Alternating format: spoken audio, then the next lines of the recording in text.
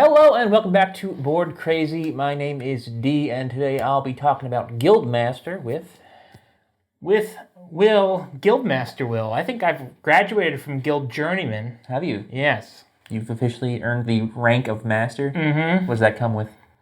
Huh? Any rewards? Just a $25 gift card to Cracker Barrel. Sure. Hey, it's something.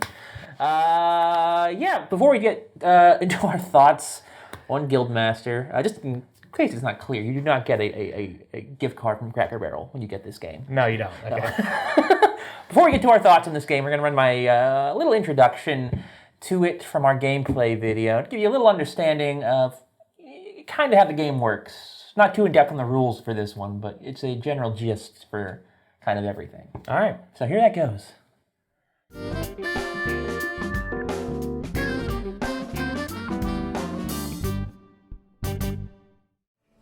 Guildmaster is a game for 2 to 4 players, designed by Antony and published by Good Games Publishing.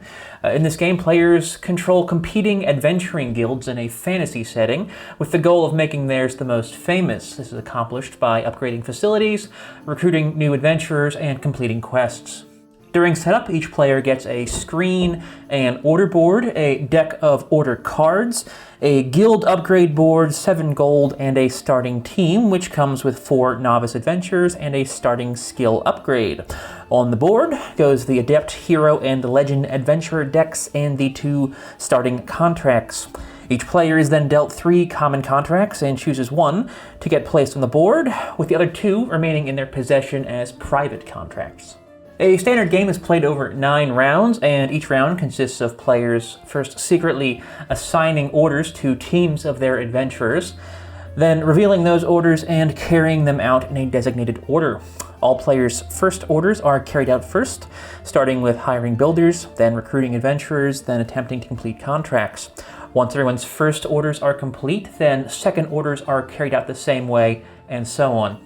The number of orders that a player may assign each round and the number of adventurers that may be on a single team is determined by the level of their stables and mess hall on their guild upgrade board. These can be upgraded by hiring builders. Hiring builders can also be used to purchase skill upgrades, which help with rolls, and a single prestige upgrade, which offers a way to earn extra fame at the end of the game. Hiring new, higher-skilled adventurers brings fame to one's guild, but also makes it easier to complete contracts.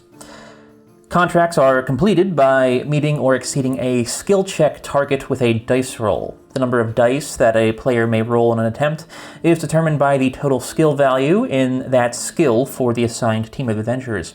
For example, a team with 4 total charm would roll 4 dice for any charm skill check.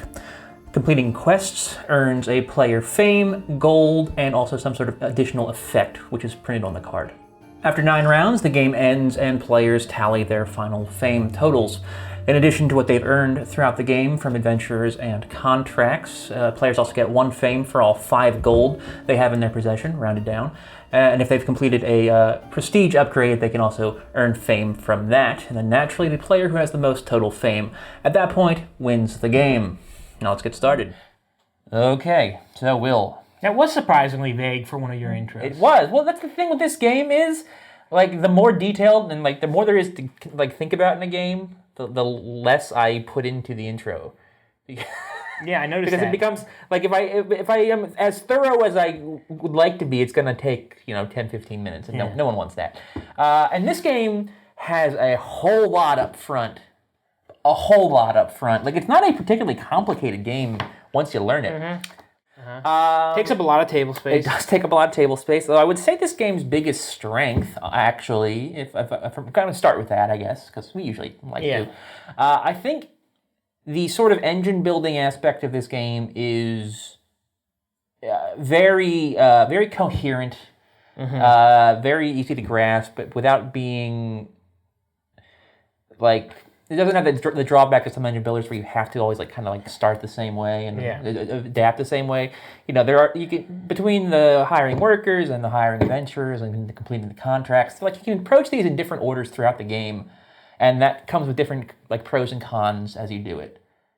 I think one reason why this game takes a while to learn is there are a bunch of things you can do. None of these things are particularly complicated, but the rulebook wants to make sure you know exactly how to do them. And then once you start getting into the, actually I think relatively easy to grasp gameplay, you realize there's a lot you can do. It varies.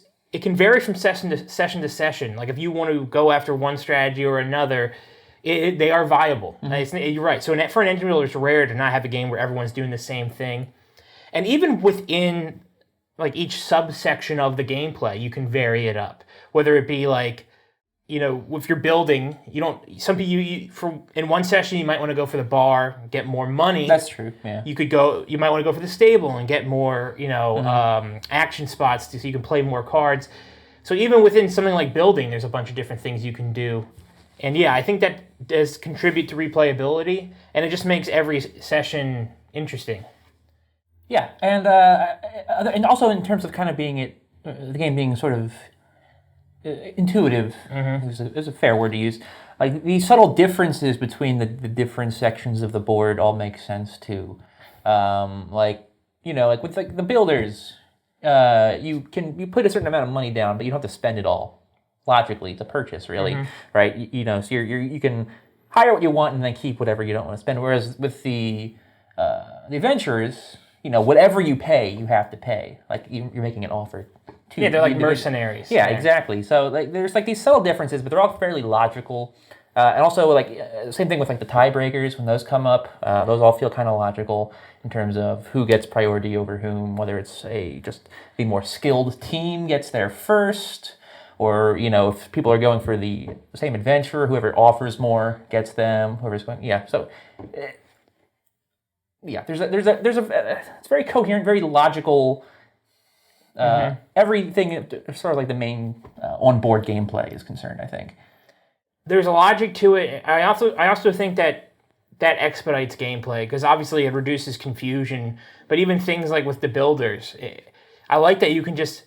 You take back what money you don't use. That means you don't have to think that much about how much. You don't have to really. If you have a lot of money, you can just throw all of it on your builder pile and just forget it because you're going to get back your change. So it's a good way to expedite everything. You do have to really think when you're bidding for adventures, though, because if you're concerned that someone else might be going for the same one, you do think maybe I should put a little bit extra on there. Yep. But that could cost you in the end because like every piece of gold is precious in this game. Yeah, there's nothing like when you put like 2-3 extra gold down on like a adventure and then no one else goes for it. You just wasted.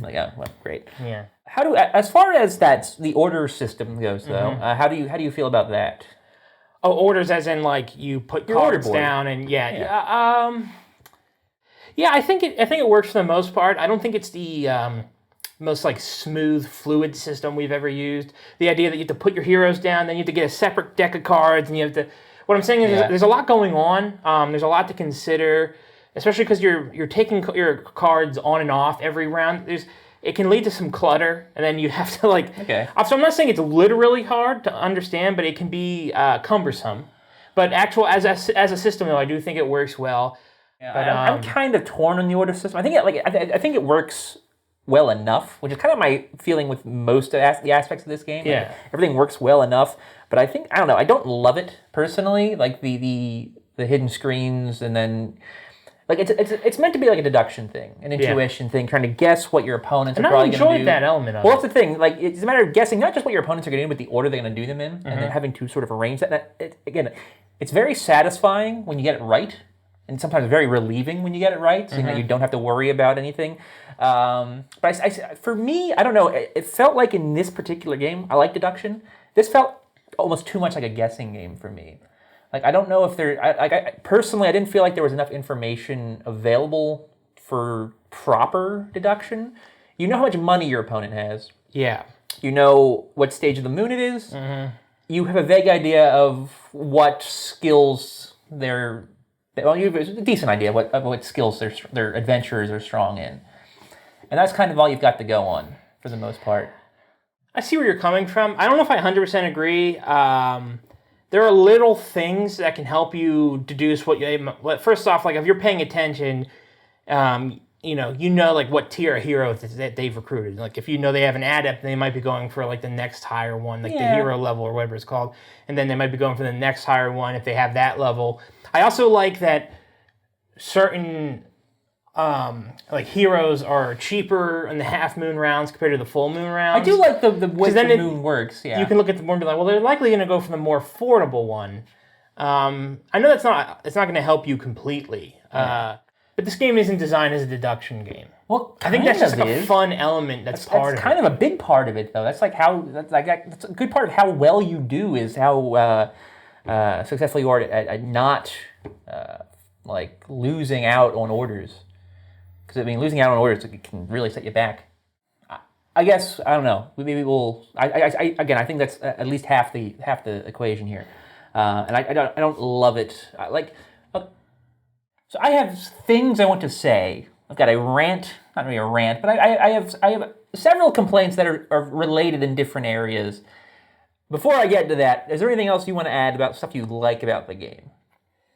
Oh, there's plenty. Well, I mean about gameplay specifically.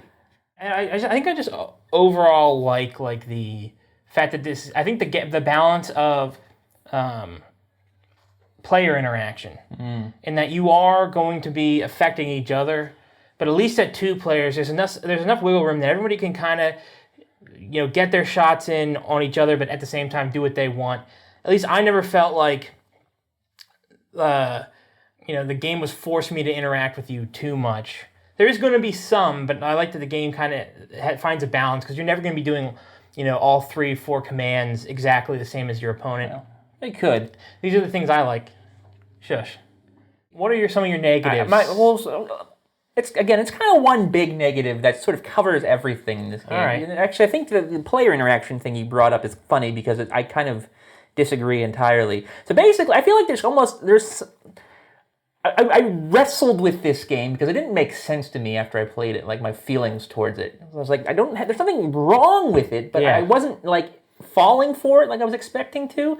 And what I've arrived at, personally, I feel like the design in some ways of this game just does not mesh with like the type of game this is, if that makes sense. I'll elaborate specifically. So like I feel like this is a game that at times it feels very rigid and mechanical. And technical, almost to a point where it almost kind of micromanages your fun somewhat.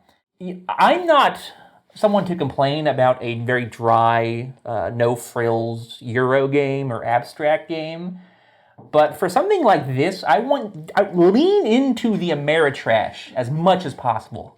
Like if you're doing dice rolling and deduction, I want character, I want theme, I want laughs, and I feel like this game is not going to offer you those things. Like, so when we're setting up orders for the round, I don't want to just be doing this in silent and private, just kind of like, oh, I wonder what they're going to do. I want to be talking. I'm like, so I'm thinking about doing this. If you guys want to do, like, if you want to do this, we can use sort of like some negotiations and stuff, and stuff like that. When there are negotiations in this game, if people are trying to do the same contract at the same time, like there are rules for what you can negotiate. I don't get that. Like if you're going to allow people to negotiate, don't put rules on what can be negotiated. Let them be as creative and silly as they want to be. I mean, I understand having like a default if people don't want to engage with that. Yeah. And otherwise, I think negotiating works well with like the prisoner's dilemma sort of aspect, with the cooperating or not. But yeah, it's just like the game is lacking in I think in character and just kind of like, I don't know, silly fun. And it kind of goes all the way down to like the components too. Like at no point, like you're running a guild is a theme that sounds fun to me, like enjoyable. At no point during this game do I feel like I'm actually running a guild. It feels like I have a numbers station. I'm just trying to make the numbers go up farther and farther. Like the characters have art. That's it. There's no little quote blurb or anything like that on there that kind of gives them more personality other than just with their appearances. The contracts are just names and then gameplay relevant information. Some of them have like text at the bottom, but you're not going to pay attention to that. Yeah, it's like there's no art on them. Like it makes them unique. They might as well not even have names. Like they're there to serve the gameplay, but they don't. There's nothing that doesn't bring the game alive. Yeah, I was puzzled. Well, I thought like because you have these big, like almost DM screen size, that, and I thought that like, oh, okay, so like each guild has like a special ability. Yeah, no, there's nothing like that. I take the that. blue one, the red one, the orange one. They all have special. No, it's just you're right. There is a uniformity to everything. To bounce off what you said, I would say that one of my main complaints is that this game just doesn't go all in on any of its mechanics or themes. It seems to have a lot of good ideas, and it actually finds a way to take a bunch of disparate mechanisms that you don't always see together and make them work. Yeah, whether it be there's a lot going on here. The fact that you have cards with abilities, and but at the same time you're doing an engine builder. At the same time it's an economics game. There's a lot going on, and it works. Card-based orders. You've got dice rolling. Yeah, I can't help but to think that if they took half of those mechanisms and then doubled how much they fleshed them out, this game would be more appealing. Kind of what you're saying is that like you're right. There is deduction, but there isn't enough information for you to be able to fully deduce. Yeah. There is, it's just like you're right that you can negotiate at certain points, but you can't just negotiate whenever you want, and even when you can't go all in on negotiations. There's like a structure to it. So yes, there's just broadly a rigidity when it comes to this game that I think comes from the fact that they had to shove in all these pretty good ideas. And I really commend Chris Antony, the designer, and how he was able to make them all flow. Objectively, there's not much wrong. There's like nothing bad here. It's exactly. It doesn't grab me in any way, like really, like nothing. Well, there's no like standout like part of this game that makes me want to come back to this over and over again. I mean, I think it's enjoyable. I don't think I'm as harsh on it. It's enjoyable, yes. I just feel like there are, and I would play it again gladly. And I think that there are. I'll play it again. I just think there are other games that do like the different aspects of this game better generally. Yeah, because I think that's one thing you have to be worried about when you're a game designer is if you do try to touch on a bunch of different styles, but you don't master any, then people are going to compare your game to a bunch of different games. Like, this is not just going to be compared to fantasy games or fancy card games. This is going to be compared to other economic games, other deduction games, other like competitive but have moments of cooperate, other like negotiation games. So it's a disadvantage actually to be compared to all those different. I guess, and I think it does make it fair. Seem perhaps less impressive than it actually is. I think so. Sometimes that can sort of diminish a game unfairly, and I think that's a case here. That's fair. But also, I don't think it's that far off from just being good as it is. Like I said, I just I do wish that the game sort of encouraged more player interaction, more like bluffing and deduction and stuff like that.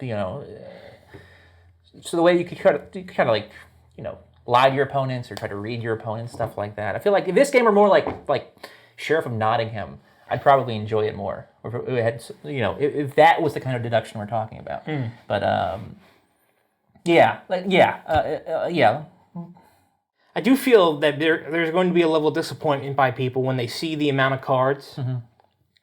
Because when I first looked at the hero cards, I think like 99% of people, my assumption was, like we're gonna be playing cards and facing off against each other with them and stuff. No, and there is an element of that occasionally where you tie on a bid or something and you have to roll dice, and in a way that your heroes are fighting and clashing with each other, but it's so themeless, the battle. Like it's not actually like you're not using powers, you're not playing. It's not like it's not like a card game like that. So there's no way to get attached to your heroes. There's no way to get attached to your specific guild.